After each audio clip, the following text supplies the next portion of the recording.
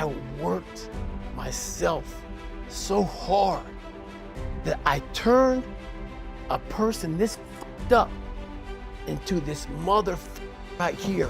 Not off of reading a book off a theorist, off of going to work on myself and saying, I don't know how to do this, but I know that to get over there to that side, I gotta grind myself into a fine powder. I believe that most human beings are only living at about 40% of their capability. So the mind has a governor, like a car. If you're driving a car and the car has a governor on it, the car may say 130 miles an hour, but the governor's set for 91. Once that governor sets in, you get to 91, that car starts doing this.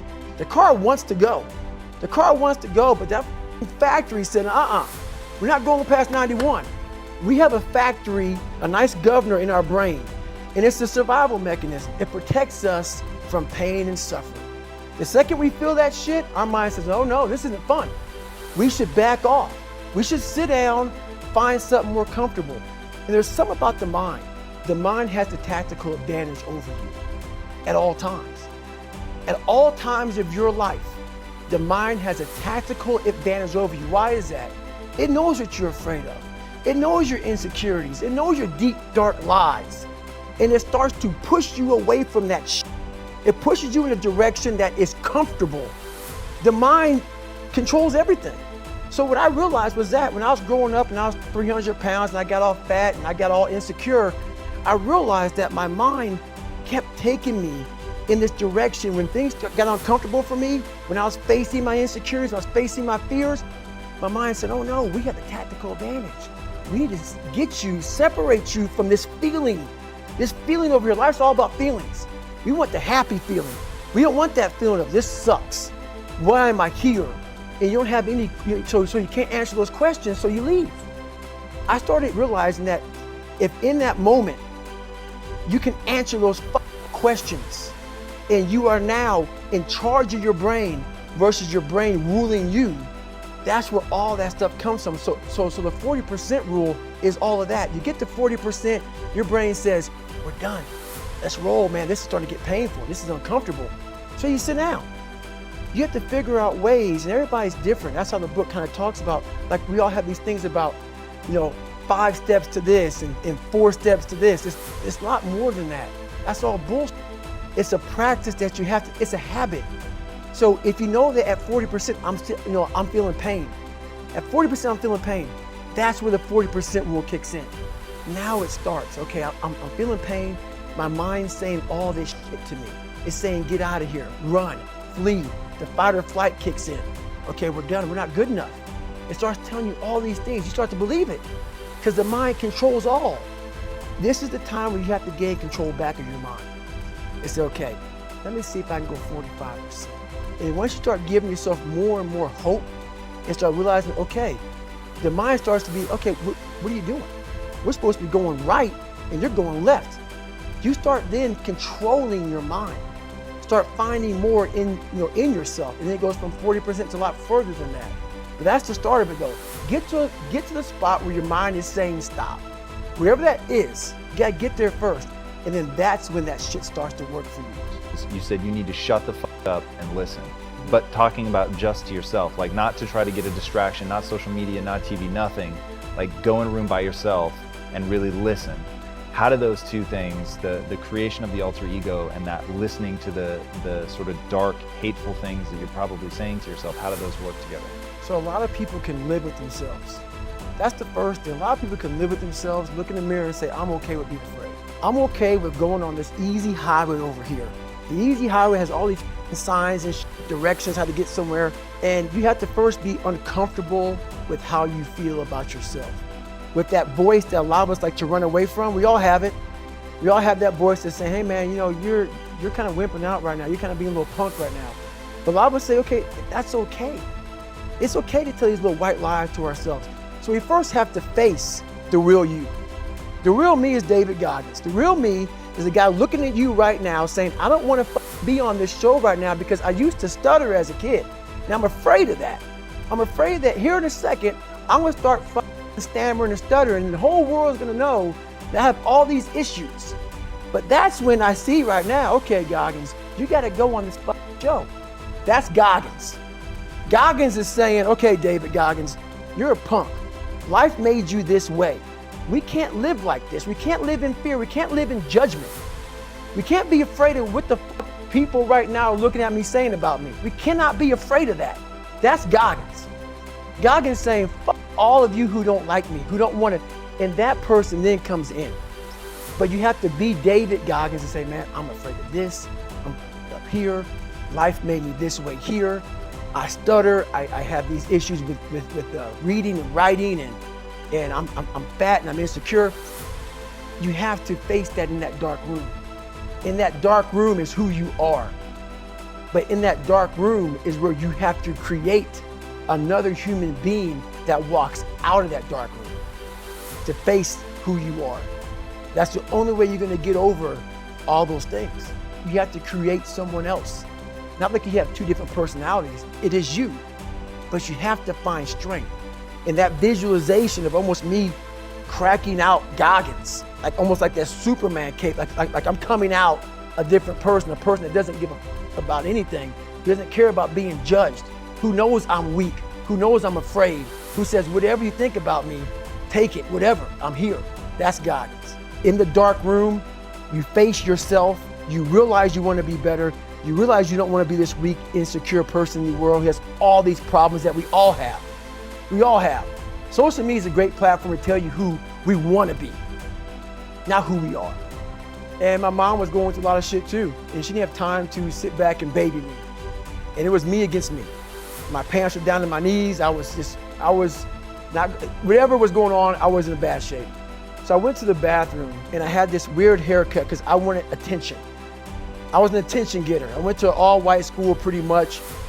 Some of the kids liked me, a lot of them didn't like me, whatever. Didn't matter. I was looking for something, so I would dress differently, crazy haircuts, and I went to the mirror and the reflection in it revealed a lot of bad things. A lot of things that I was hiding behind the saggy pants. And I'm looking at myself in the mirror going like, God, dog, dude, you are something else, man. Like you have created a character. I want to be at the cool guy table, and whatever I could do to get attention, I did. It wasn't me. It wasn't who I was inside, but I was scared for anybody to know who I was inside. So in that accountability mirror, I call it, I got real with myself. And I said, you have a third grade reading level, which is hard to admit when you're a junior in high school that you copied on every single thing you did because of fear they're gonna put me in a special school. We all know what special means. I'm gonna have a title on myself the rest of my life. And being cool, you don't have a title on yourself. So I started cheating.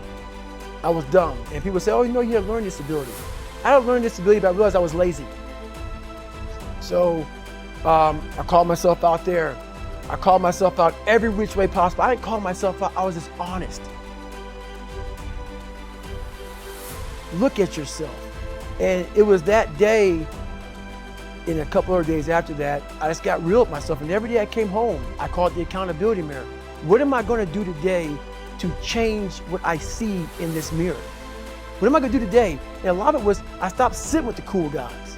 I actually tucked my shirt in, went to school looking like, hey man, this is how I'm gonna look. If you don't like it, so be it. I had to really wear this layer of skin. I had to develop a really calloused skin on me to take whatever you're gonna call me, you're gonna call me. Whatever I'm gonna be, you know, I want a geek, but whoever I am, you're gonna see me. You're gonna see me for who I am, because I need to change who I'm not.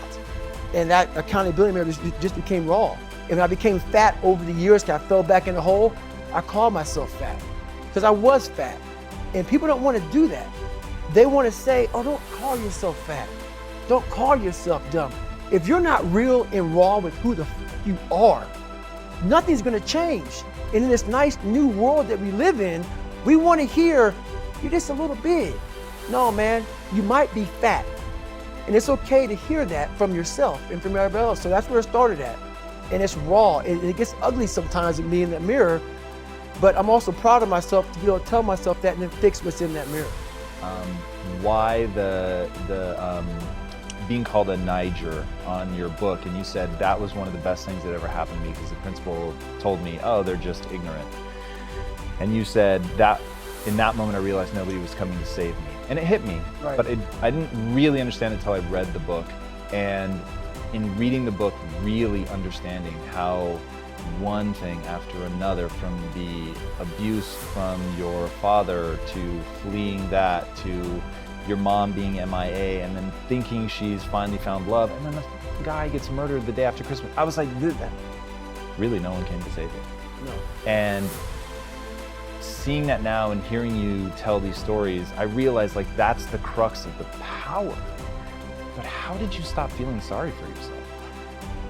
When you really sit back at your life and you are in that dark room and you're looking at where you started from and you tell yourself, ah, God, man, my mom is this way, my stepdad got murdered, my dad beat the shit out of me, I can't read and write to save my soul, I've lied about it to everybody, I've cheated on all these tests, my God, man.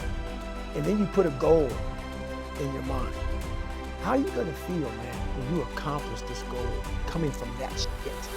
Coming from the fucking hell you came from. A lot of people start from a good starting point. They have a good foundation.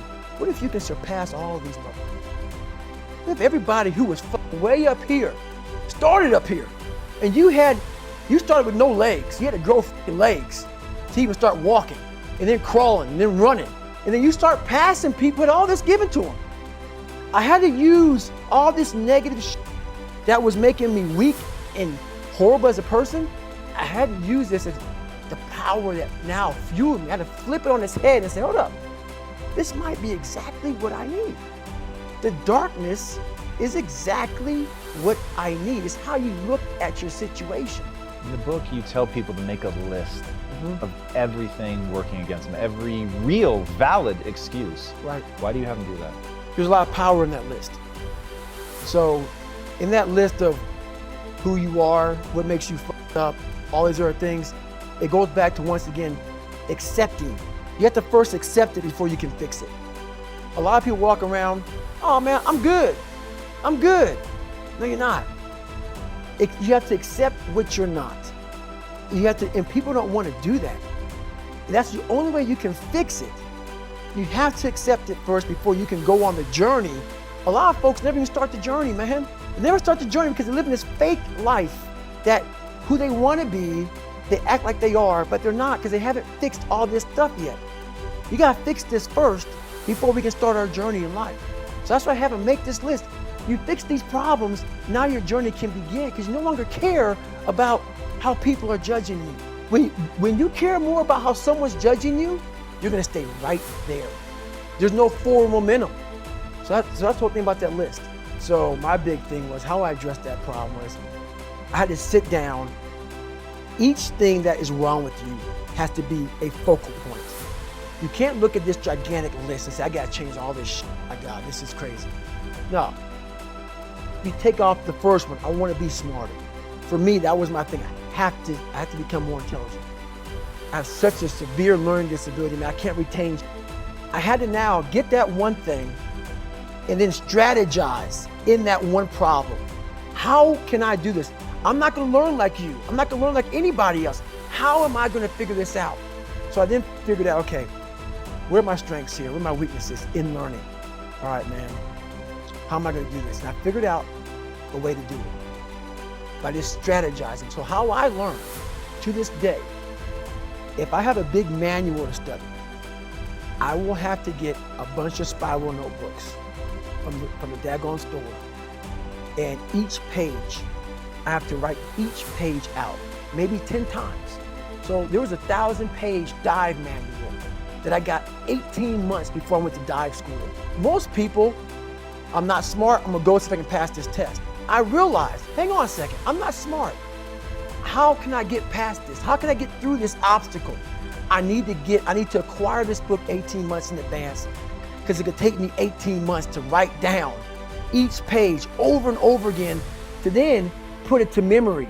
So when the question came up, I had written that question so many times down on paper that I can recall, okay, page 71 was where I remember seeing this. and I can recall it that way. And that's how I did it.